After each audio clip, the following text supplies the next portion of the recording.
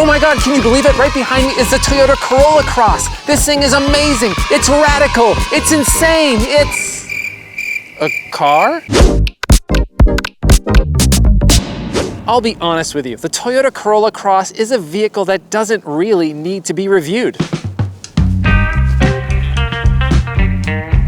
Oh, you're still here? Well, let me tell you what I mean. You can just look at this car and pretty much know what you're getting. The Corolla Cross is the first ever Corolla SUV. If you've been living under a rock, you might not have noticed that the automotive landscape is shifting to crossovers and SUVs and away from passenger cars. And it makes a ton of sense for Toyota to utilize the Corolla brand to expand their reach in this market. Everyone has heard of the Corolla. It's the best-selling car nameplate in the history of our planet. They've sold a gajillion of these things.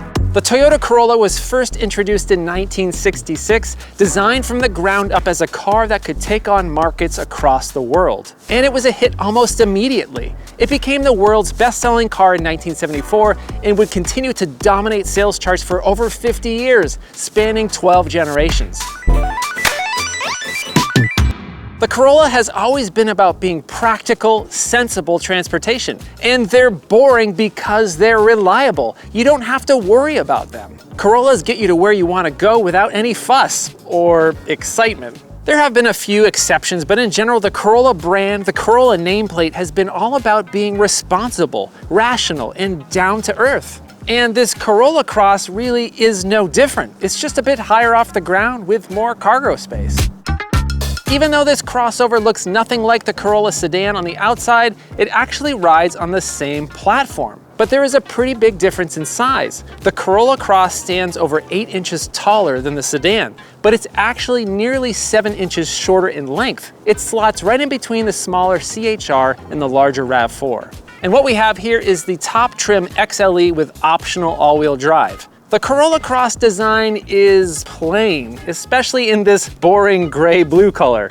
The exterior design is inoffensive, but maybe just a bit adorable. It kind of looks like a baby RAV4 or a baby Highlander. Aw, so cute. I just want to pinch its chubby cheeks. The side profile is your basic small SUV shape, but they did add these cool upside-down Nike swoosh character lines on either side. Some bits of black plastic here and there to break up the design, probably to cut the cost a little bit. Got some nice looking 18-inch wheels on this XLE, and the rear end looks handsome. It doesn't stand out, but it doesn't offend either. But what is this? The muffler is already showing signs of rust. Now, it's very possible this happens on a lot of other cars, but you just don't see it. The muffler is very visible from the rear of the Corolla Cross. Overall, I'm not a big fan of crossovers and SUVs, but if you're dead set on it, a small, efficient one is probably a pretty good choice. This one's manageable in parking lots, and it doesn't feel like a behemoth. You can actually see over the hood.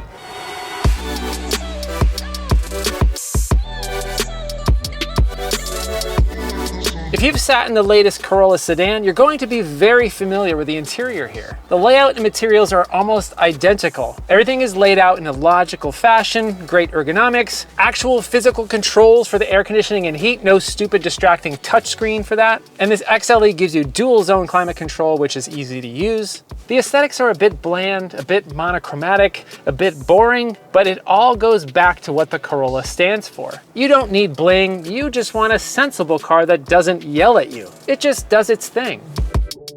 This XLE comes with faux leather seats, which look nice, not upscale, but they look decent. 10-way power for the driver. And for anyone with a cold butt, you must rejoice. On this XLE, the seats are also heated. Storage space is okay, you got some medium-sized door pockets, small cup holders, and a small center console, apparently not cleaned out since the last person that drove this car. Somebody just slightly more famous than me. The infotainment display runs Toyota's latest software. However, it looks like it's running a Windows 3.1 emulation.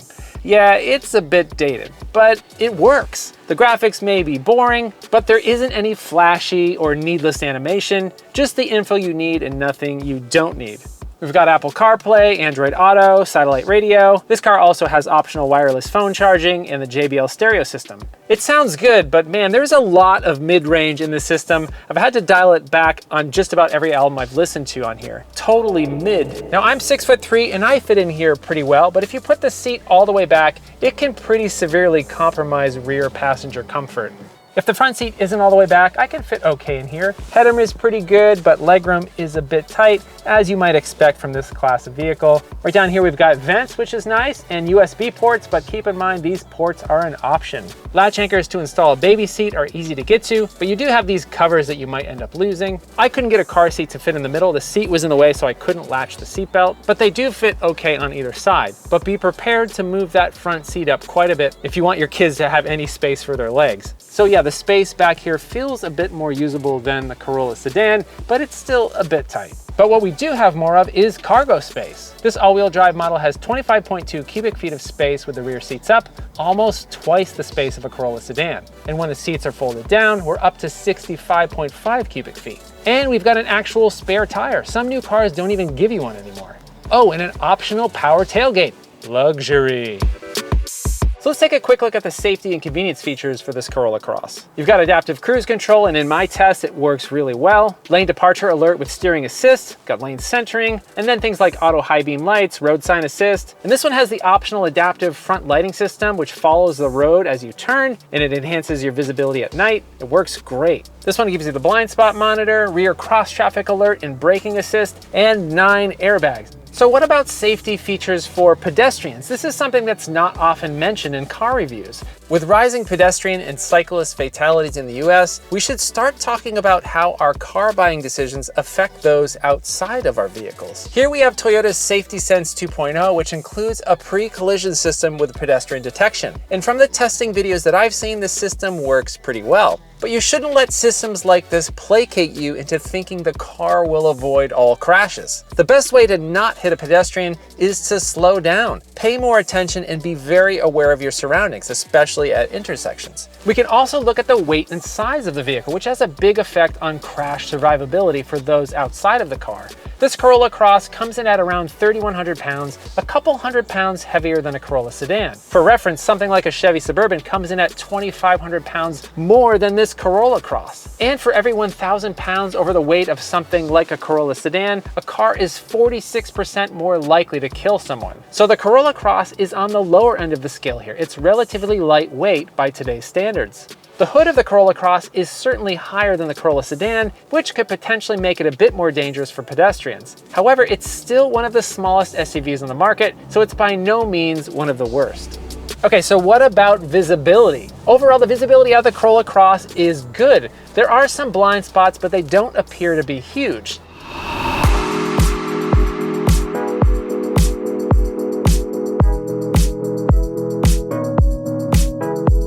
Under the hood is a 2-liter 4-cylinder engine that makes 169 horsepower, and that's mated to a continuously variable transmission. Front-wheel drive is standard, but here we have the optional all-wheel drive setup. It's funny how things have changed in regards to horsepower over the years. I used to own a 4th generation Nissan Maxima, and it had 190 horsepower. That was kind of a big deal. It was a big amount of power for the time. And today, in this era of 300 horsepower Camrys, 169 horsepower in a Corolla Cross seems kind of minuscule. By today's standards, the Corolla Cross is not quick. 0 to 60 miles per hour occurs in about 10 seconds. But honestly, 0 to 60 times are kind of overrated. It's only really a useful metric if you're the kind of person that puts your foot to the mat every single time you drive up a freeway on-ramp. Yay, your Tesla can pull away from a stop faster than me, and then you immediately have to stop at the next red light. So yeah, in most everyday driving, 0 to 60 times are kind of useless. And you don't really want to be stomping on the accelerator in this car anyway. The engine note is a bit harsh. Coupled with the CVT, it can sound like a sad lawnmower at times.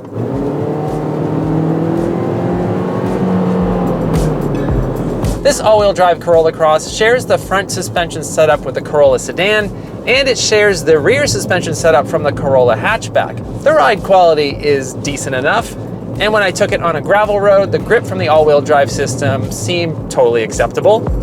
Now, what about efficiency? Front-wheel drive models are estimated to get 31 city and 33 highway. Figures for this all-wheel drive machine are a bit less at 29 city and 31 highway. Still decent. One odd thing about this particular Corolla Cross is the gas gauge isn't reading correctly. It showed 3/4 of a tank when it was completely full. And the distance to empty calculation seems to be totally off. The miles per gallon display is also incorrect. So that's pretty strange. I'm not sure if that's a one-off problem. Anyway, in my week with this vehicle, based on my calculations, I've been averaging 29 miles per gallon. If you need better than that, the Corolla Cross Hybrid should give you 37 miles per gallon combined. With its 3 electric motors and 194 horsepower, it should make it a bit quicker than this one as well.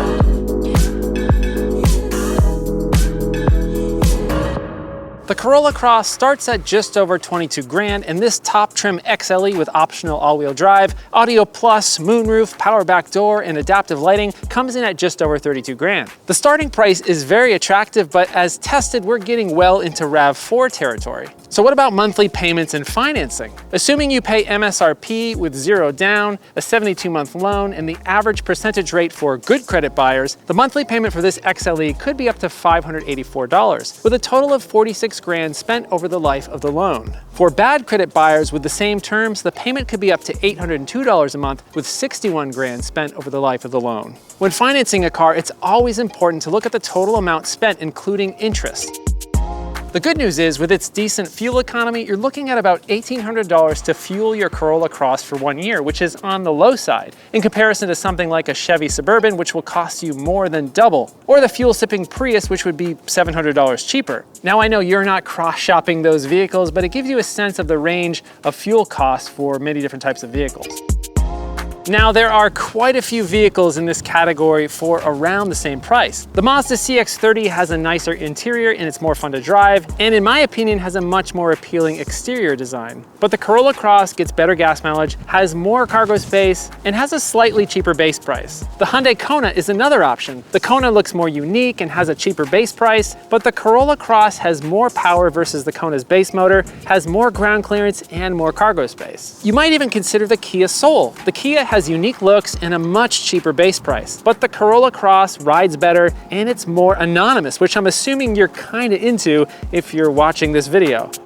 So if you're set on the sensible and somewhat forgettable nature of a Corolla, how does it stack up to the other Corollas? The Corolla sedan has a cheaper base price and gets much better mileage on the highway. The Corolla Cross has almost double the cargo space and quite a bit more power. But in terms of interior room, it's closer than you might think. Slightly more front legroom in the Cross, but more shoulder room in the sedan. Slightly more rear headroom in the Cross, but more rear legroom in the sedan, which I kind of find hard to believe, but that's what the specs say. What about the Corolla hatchback? It has a more unique look, and you can still get it with a manual transmission. It also has slightly better highway mileage, but somehow the Corolla Cross gets slightly better city mileage. The Cross also has more cargo space and a much more roomy rear seat. And the Corolla Cross has a cheaper base price.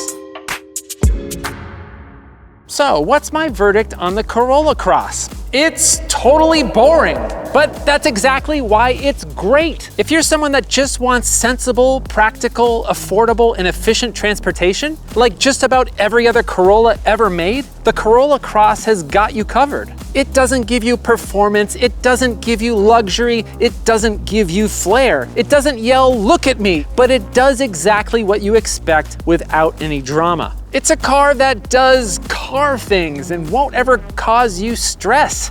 It's boring, and that's a good thing.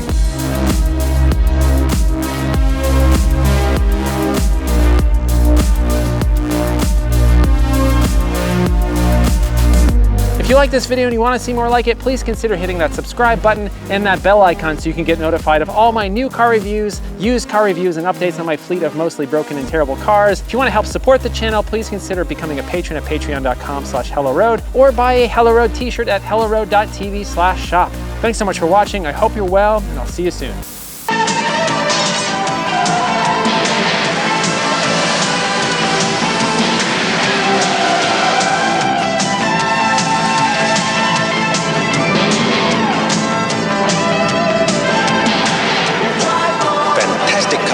Care for a test drive now?